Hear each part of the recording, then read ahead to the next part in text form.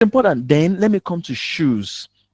Now, your shoes are very important. Or before I go to shoes, let me talk finally on coats. There's a kind of coat. There's a difference between coat and suit. There's something that is called coat, the one that is bigger than you, that is almost like your blankets. That's the one we call coats. But the one that suits your body is called suit. That's why it's called a suit. You wear it and it suits you.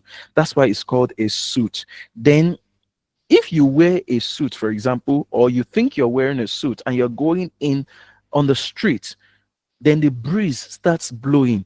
You're going in the left, your suit is being blown to the right. That's what you call obey the wind kind of coat. That's not a suit, it's a coat. You go to the right, your suit is blown to the left by the wind. That's obey the wind. So that's not a suit, that's a coat. Then if you wear I see some very slim people also wearing double-breasted suits, and I'm wondering, why is somebody who is extremely slim wearing a double-breasted suit?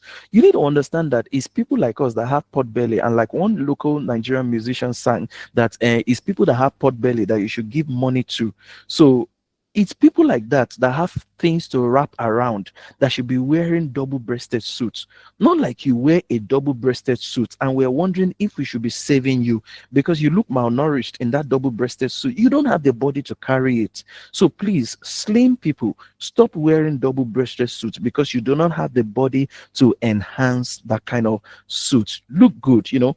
Yeah, I'm teaching you more than what I've been asked to even teach you, because it's public speaking we're to talk about, not even etiquette, poise, and all of that. So, but let's just let's stay with this for a bit. Then